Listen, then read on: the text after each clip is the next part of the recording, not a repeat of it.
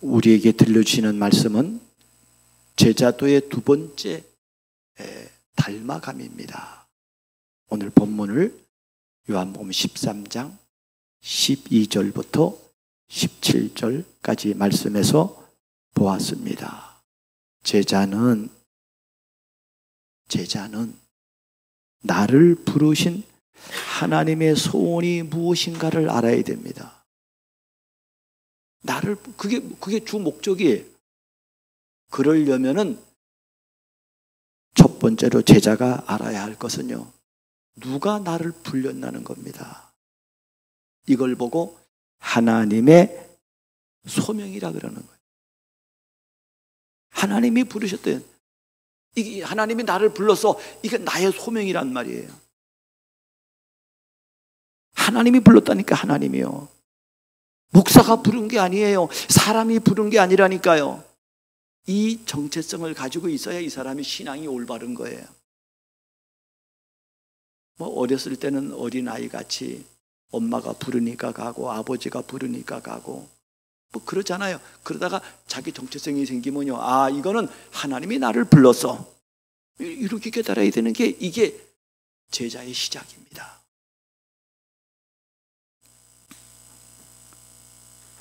그래서 하나님의 자녀가 미리 이런 축복을 받았다니까요.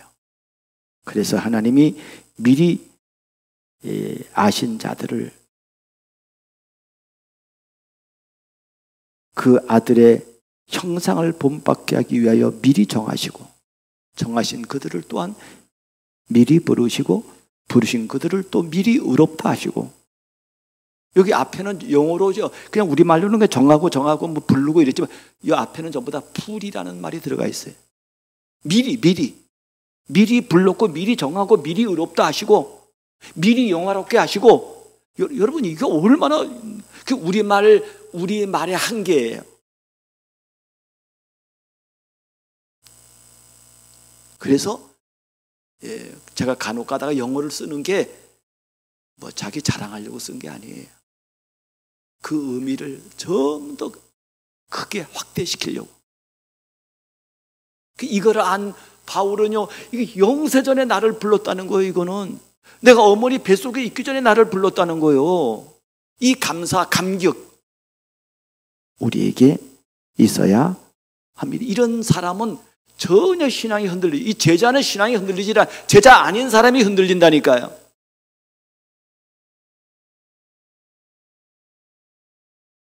그래서 예수님이 오늘 이제 고난주간에 종료주일 제자들의 발을 씻겨놓고 그리고 하시는 말씀이잖아요. 다 아니라는 거예요. 우리가 오늘 18절 그 이하를 안 읽었습니다만은요, 다는 아니라는 거예요. 그 누구 보고 얘기하면 가룟 유다 보고 얘기하는 거예요. 그래서 하나님의 부르심을 받은 자는 어떤 사람인가 하면요, 그것은 예비된 자요, 그것은 갈급한 자요, 영생 얻기로 작정된 자요, 그 사람은 충성된 자요, 더 나아가서는 그 사람은 제자라고 성경은 가르치고 있습니다. 아무리 여러분 십자가의 그 사랑은 이건 세상의 어떤 사랑과 비교할 수 없는 우주보다 더 큰 사랑인데 그 사랑을 누가 알아듣냐 이 말이에요. 예비된 자가 알아듣습니다. 제자가 알아듣는 거예요. 어떤 사람은 비웃는다니까요. 여러분, 하나님이 우리를 부르신 부르심의 유효기간은 이것은 영원부터 지금도 나타나고 세세 무궁토록 있는 그런 축복입니다. 이런 축복으로 하나님이 나를 불렀단 말이에요. 여러분, 이러면 감사해야 돼요? 감격해야 돼요? 안 해야 돼요? 여기서 답이 나오는 거라. 이게 오늘 서론 첫 번째가 답이 안 나오면 두 번째 건 못 나가는 거예요. 그러면 하나님이 나를 왜 불렀냐 이 말이에요. 그게 나의 사명입니다.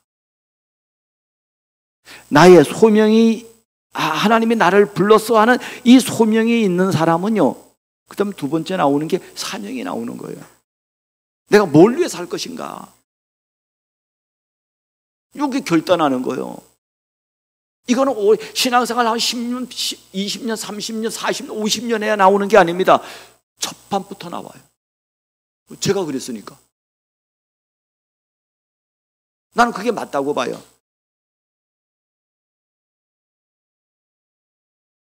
그래서 제자들이 받은 사명과 결단을 보세요. 예수님이 처음부터 말했다니까요. 나를 따라오너라.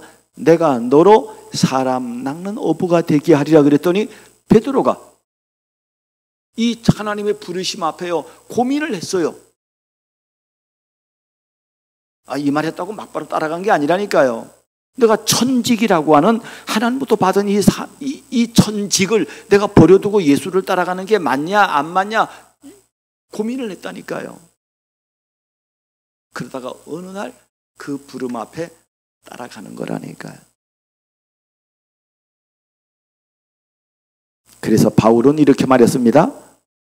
내가 내 자의로 이것을 행하면 상을 얻으려는, 내가 자의로 했으니까 상을 얻잖아요. 그러나 내가 자의로 하지 아니한다 할지라도 나는 사명을 받았노라 말합니다. 하나님부터 온 사명이, 이 사자가 심부름 사자잖아요. 목숨을 걸고 심부름하는 거예요. 나하고 상관없는 심부름이 아니라 하나님의 나를 부른 그 소명에 합당한 심부름을 하는 거라니까요. 그리고 우리 옛날에 어렸을 때 우리 국민학교 다닐 때는 소사라고 있었어. 학교에 그 소사 아저씨 이렇게 작은 심부름꾼이라 이 말이에요. 지금도 우리가 무슨 엠베서더 대사라 그러잖아요. 대사. 그건 큰 나라를 위해서 큰 사명이라는 말이에요. 그러니 이것은 오늘 우리가 이런 사명은 이거는 하나님이 주신 사명이라 이 말입니다. 오늘 세 번째가 더 중요한데, 제자는 항상 이 첫 번째와 두 번째 소명과 사명이 있는 사람은 세 번째로 당연히 따라오는 게 있어요. 그게 뭐냐면 이 사람은 언제 어디서든지 누가 나에게 어떤 질문을 하고 무슨 상황이 닥쳐도 이 사람은요 항상 준비되어 있어요. 무슨 준비가 되어 있는가 하면요, 이 본질적인 신앙관을 말할 준비가 되어 있는 거예요. 본질적인 가치관, 이걸 갖고 있다니까요. 본질적인 역사관도 있다니까요. 본질적인 종말관도 갖고 있다니까요. 본질적인 죽음도 나는 갖고 있어요. 그게 죄자입니다. 이걸 갖고 있는 사람들이에요. 그것이 오직의 복음으로 말미암은 거예요. 그래서 성경에 수많은 증인들이 있는데 그 가운데 우리가 요셉을 한번 보면은요, 요셉의 신앙관, 가치관, 인생관, 그의 종말관, 그 종말관 보세요. 나는 죽으나 하나님이 너희를 돌보시리니 그랬습니다. 이거 완전 종말관 아닙니까? 그의 인생과는 말할 것도 없거니와 그의 복음과는 말할 것도 없거니와. 제자는 이런 가치관을 갖고 있어야 됩니다. 이런 사람은요 자기 기능관도 올바릅니다. 우리가 이제 청문회 하는 걸 내가 이렇게 보면요, 그 나온 고위 공무원들, 소위 말해서 엘리트라고 하는 사람들, 서울대 법대를 나왔어요. 그 사람들 그 앞서 말하는 거 들어보면요 틀린 가치관을 갖고 있다니까요. 말에 머뭇머뭇거려요. 머뭇머뭇거린다니까요. 내가 이렇게 말하면 이게 걸리나 안 걸리나 그 생각으로 바빠졌어요. 그러나 올바른 가치관을 갖고 있는 사람은요 그 앞에 나와서도요 당당하게 증언합니다. 나는 그걸 보면서요, 야, 우리 복음의 가치관을 가진 사람들은요 언제 누가 질문해도요 당당하게 말합니다. 그거는 아닙니다. 그래서 성경은 말합니다. 예할 건 예하고 아니하라는 거예요. 이것도 아니고 저것도 아니고 이렇게 하다 보면 그냥 그게 이제 세상 가치, 처세술이잖아요. 따라가는 거예요. 그냥 내 자리에 유지하려고 아부하는 거라니까요. 아첨하는 거라니까요. 그런 수준으로 인생을 산다면 하나님 앞에서는요, 자기 개인적으로는 그게 자기 애를 드러내고 나르시즘이잖아요. 그럴는지 몰라도 역사 앞에는, 더더욱이나 하나님 앞에는 꽝입니다. 그러면은 오늘 두 번째로 제자도의 시작입니다. 오늘 두 번째 제자도의 시작은 그리스도를 닮아가는 것입니다. 그러니까 제자도, 그럼 제자도가 또 뭐냐 이렇게 말하는데, 목사님이 이걸 왜 영어로 써놨는가 하면요, 이 제자도의 시작이 뭐냐를 중요하게 얘기한 거예요. 이게 근원이라 이 말이에요. 레디칼이라는 단어가 저 나무로 치면요, 그 근간이 되는, 건물로 치면요, 그 밑에 공사가 되는 기초라 이 말이요, 근본이라 이 말이요. 그게 너무 중요한 거예요. 제자의 시작이 중요하다 이 말이요. 이런 사람은요, 근원을 찾은 사람은요 다릅니다. 저와 여러분들이 이런 메시지를 통해서 이런 근원을 찾아가고, 그래서 누가라고 하는 의사가 데오빌라라고 하는 한 사람에게 편지를 쓰는 것이 누가복음이고, 그게 사도행전인데, 그게 누가복음 1장에 보면요, 누가복음 1장 1절부터 3절에 보면요, 누가는 이렇게 기록하고 있습니다. 우리 중에 이루어진 사실에 대해서 처음부터 목격한 사람이 있고, 또 말씀의 일꾼들이 된 자들이 전하 여정 그대로 내력을 조술하려고 붓을 든 사람들이 많이 있지만은, 그 모든 일을 근원부터 뿌리부터 시작부터 자세히 살핀 나도 데오빌로 각하에게 그 차례대로 내가 이것을 쓰는 것이 좋은 줄 알아서 내가 편지를 씁니다. 이렇게 시작합니다. 그래서 이 누가복음은요, 다른 복음하고 다르게 예수님이 어떻게 잉태됐고 어떻게 임신을 지냈으며 그런 태중에 어떤 반응을 보였으며, 그리고 그가 나왔을 때 어떻게, 이런 게 자세하게 기술되어 있어요.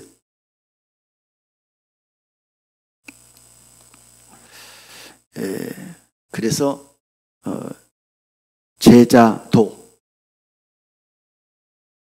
제가 제자도 8강을 할 때까지 계속 강조될 겁니다. 아니, 우리 평생에 강조돼야 되겠죠.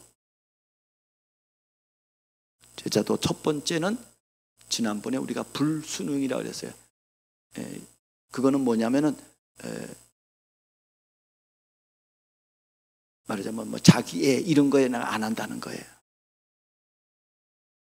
나만 위하고 그런 걸 안 한다는 거예요. 오늘 두 번째는 그리스도를 닮아가는 건데, 그리스도를 닮아가는 것은, 이거는 성경적인 메시지예요. 고린도서 11장 1절에 바울이 말했습니다. 내가 그리스도를 본받는 자가 된 것 같이 너희도 나를 본받는 자가 되라, 이렇게 말합니다. 영국의 토마스 아케퍼스라고 하는 그 믿음의 사람은요, 그가 쓴 책이 뭐냐면요, 그리스도를 본받아라고 하는 책을 썼어요. 지금처럼 우리가 뭐 이 완전 복음의 이런 비밀을 누리기는 조금 뭐하지만은, 그래도 어떻게 하면 그리스도를 본받을까? 그 책을 썼다니까요. 이거는 막 성경 다음에 철로 역정 다음에 아마 그리스도 본받아, 이게 이 토마스 아케파스의 책일 거예요.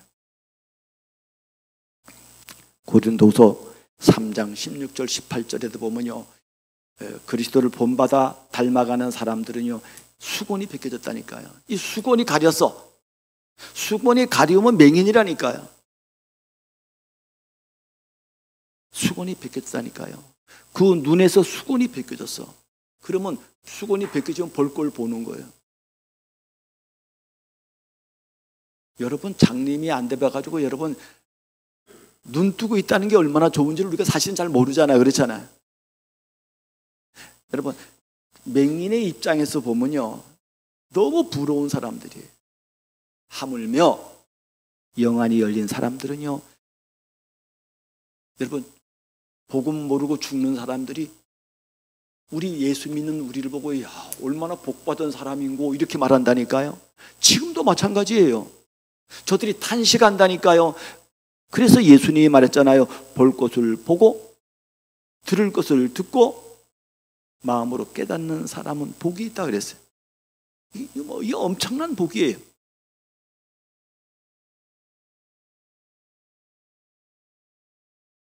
우리가 그리스도를 닮아간다는 것은 요한일서 3장 2절 3절에 말한 것처럼요, 주를 향하여 이 소망을 가진 자마다 그의 깨끗하심과 같이 자기를 깨끗하게 하느니라 그랬습니다. 아유, 우리는 날마다 더러운데 어떡합니까? 날마다 깨끗해지면 돼요. 맞아요? 그 십자가의 보혈의 비밀. 그래서 예수님이 십자가 지신 거 아니냐고요.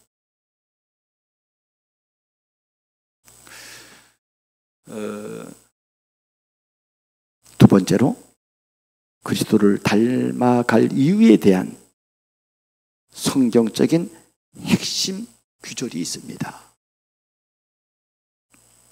우리가 뭘 닮아가야 되는가 하면요, 첫 번째로 그리스도의 성육신을 닮아가야 합니다.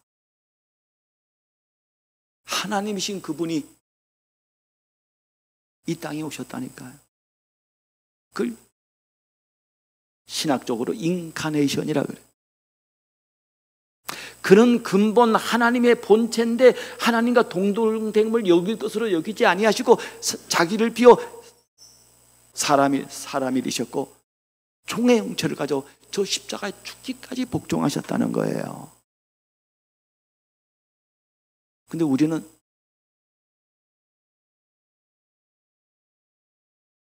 복종도 안 하고 이걸 안 한다는 거예요.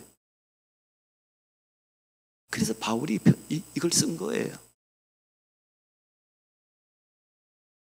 그리스도의 성육신, 그리스도의 낮아짐. 우리는 그 생각할 때마다요, 우리는 우리 자신에게 정말 한없는 우리 자신의 무능을 깨닫습니다. 그분이 우리를 위해서 성육신 하셨습니다. 우리를 살리려고. 아니요, 우리가 아니야. 나를 살리려고. 우리를 살리려고 이 정도 수준은요, 뭐까지 포함되어 있으니까 뭐 잘 몰라. 그러나 나를 위해 죽었습니다. 그리고 두 번째로는 뭘 본받아야 되는가 하면요, 예수님이 오늘 유월절 최후 만찬을 앞에 두고 제자들의 발을 씻기셨습니다.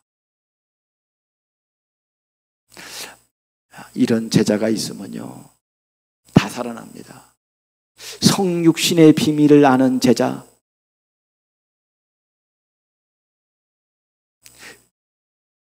내 발은 절대로 씻길 수 없습니다. 그랬더니 베드로가 그랬더니 예수님이 내가 네 발을 씻기지 않으면 너와 내가 상관이 없다 그랬을 때, 아니 내 발만 아니라 손도 몸도 씻겨주십시오 했더니 예수님이 이미 목욕한 자는 발밖에 씻을 필요가 없다 그렇게 말씀하셨어요. 우리는 이미 그리스도 안에서 씻김을 받은 자예요. 그러나 우리는 이 땅에 살면서도 계속해서 우리는 연약하고 넘어집니다. 그래서 우리는 발을 씻김 받아야 돼요. 그 주님은 지금도 우리의 발을 씻긴다니까요. 이 은혜를 아는 사람. 왜 그리스도를 닮아가야 되는가 하면요, 그 사랑입니다. 세 번째는 무조건적인 사랑이에요. 두 번째 내가 하나 더 읽으면요, 예수님께서 이렇게 말했잖아요. 내가 주와 선생이 너희 발을 씻었으니 너희도 발을 서로 씻어주는 것이 옳으니라. 내가 너희에게 행한 것 같이 너희도 행하게 하려 하여 본을 보였노라 말합니다. 발을 씻기는 분, 섬김의 본. 이거 누가 할 수 있냐 이 말이요. 피하지 않고 이거 할 수 있는 사람 제자입니다. 다른 아무 말할 게 없어요. 오직 복음이에요. 그 사람만이 할 수 있다니까요. 세 번째로는 무조건적인 사랑 앞에 우리는 굴복해야 됩니다. 조건이 없다니까요. 우리가 구원받는데 무슨 이런저런 조건 달고 뭐 율법을 어떻게 하고 저렇게 하고 이렇게 하고 그러면 우리는 하나님 하나도 그 앞에 설 수가 없어요. 그러나 하나님은 조건 없이 무조건적으로 우리를 사랑해 주셨습니다. 십자가의 사랑이 무조건이라니까요. 네 번째는 하나님이 세우신 교회 공동체를 위해서 우리는 하나가 되어야 합니다. 하나님이 이 땅의 최고 축복은 뭐냐면요, 교회 공동체예요. 교회를 세웠다니까요. 이것은 누구의 교회가 아니고 이것은 하나님의 교회예요. 그러니까 그 이단 하나님의 교회 있잖아. 그 신천지 아니고 이단 그 정명석인가? 안상회. 야, 이 귀신들은요, 하여간 중요한 것들을 바꿔버려서 우리가 이거 말하기가 약간 그렇잖아요. 하도 그것들을 쓰니까. 하나님의 교회. 교회는 하나님의 위대한 교회입니다. 복음을 진짜 알면요, 이 교회는 어마어마한 교회예요. 이 교회는요, 하늘과 땅의 모든 권세를 가지고 하나님의 소원과 계획을 선포하고 지금 인도받는 그 비밀을 가진 교회라니까요. 이거 얼마나 큰 교회인지 몰라요, 이거. 그래서 교회 안에는 여러 직분이 있잖아요. 데려전서 5장 12절 14절에 보니까 형제들아 우리가 너희에게 구하노니 너희 가운데 수고하고 주 안에서 너희를 다스리며 고난하는 자들을 너희가 알고 그들의 역사로 말미암아 사랑 안에서 가장 귀히 여기며 너희끼리 화목하라. 또 형제들아 너희를 권면하는 게으른 자들을 권계하며 마음이 약한 자들을 격려하고 힘이 없는 자들을 붙들어 주며 모든 사람에게 오래 참으라 그랬습니다. 교회 안에 뭐 이런저런 사람 다 있을 거 아니에요. 목회자가 있을 거고 장로가 있을 거고 권사가 있을 거고 집사가 있을 거고 어떤 사람은 어린아이 같은 사람도 있을 거고.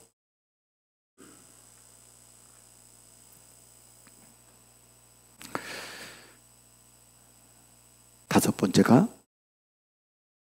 나의 사명이 뭐냐면요, 전도입니다. 나의 사명이 세계 복음화라고 하는 말씀입니다. 예수님께서 이걸 위해서 우리를 불러주셨고 이것 때문에 우리를 보내셨다니까요.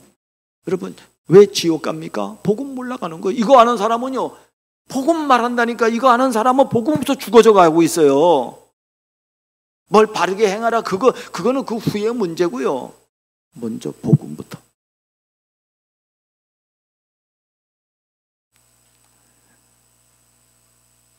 이것이 그리스도를 닮아갈 이유인 것입니다. 그리스도 닮아가면 이와 같은 게 나온다 이 말이에요. 그래서 제자도의 결론은 예수를 닮아가는 전도자의 삶에 도전하는 겁니다. 이게 저절로 이런 길을 걸어갈 수가 없어요. 이런 길을 걸어가려면 올바른 성경이 있어야 돼요. 그 성경이 올바르잖아요. 그건 하나님 말씀이니까. 예수 그리스도가 이걸 말했으니까 그건 뭐 정확한 거잖아요. 세 번째 정확해야 될 게 교회에서 선포되는 말씀입니다. 그 강단을 통해서 뭐 은혜를 받아야 될 거 아니에요. 뭐 힘을 받아야 될 거 아니에요. 그게 옳은지 아닌지를 발견하는 그 비밀에서부터 시작되는 거 아니냐 이 말이에요. 여러분, 다른 말에 쏙지 마세요. 정말 사기꾼 같은 사람들은요, 여러분을 속입니다. 만약에 우리 조영주 장로님이 우리 교회를 나오는데 다른 목사가 조영주 장로님이 자꾸 뭐 다른 교회 장로가 뭐 같이 이렇게 교제하고 이렇게 나누는 건 괜찮아요. 다른 교회 교역자나 그런 사람들이요, 장로님에게 자꾸 뭐 문자 좀, 편지 써, 뭐 어찌고 저찌고 해.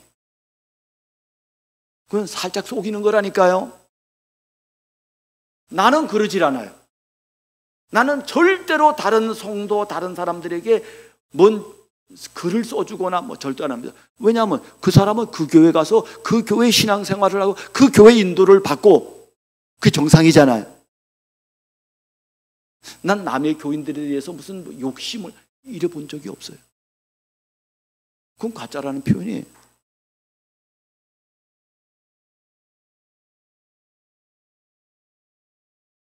제자의 시작은 하나님이 주신 구원에 감격하는 것이고, 더 나아가서 그리스도를 따라가는 삶을 사는 것이고요. 제자의 과정은 하나님의 인도를 받는 거예요. 그게 성령의 내주 인도 충만입니다. 제자의 결론은 결국은 전도자 삶을 사는 제자를 통해서 시대 살리고 또 다른 제자를 세우고 치유하고 사명자를 만드는 것입니다. 그러면 두 번째로 그리스도를 닮아가려면 어떻게 해야 되냐는 거예요. 닮아가려면 어떻게 해야 이런 축복을 내가 정말 내 것으로 삼고 누리고 내가 이 땅을 살아가야 되냐 이 말이에요. 복음을 가진 자마다 복음의 빚진 자임을 알아야 합니다. 복음이 빚을 졌어요. 복음이 빚졌으면 빚을 갚아야 될 거 아니에요. 우리는 죄를 안 지은 자가 아니라 탕감을 받은 자입니다. 옥합을 깨뜨린 여인이요, 왜 그 가난한 그 여인이 어떻게 300데나리온이나 되는, 오늘날로 말하면요 최소한 한 3천에서 5천만 원 되는 그 향유의 옥합을 깨뜨렸는가 하면요, 너무 감사한 거예요.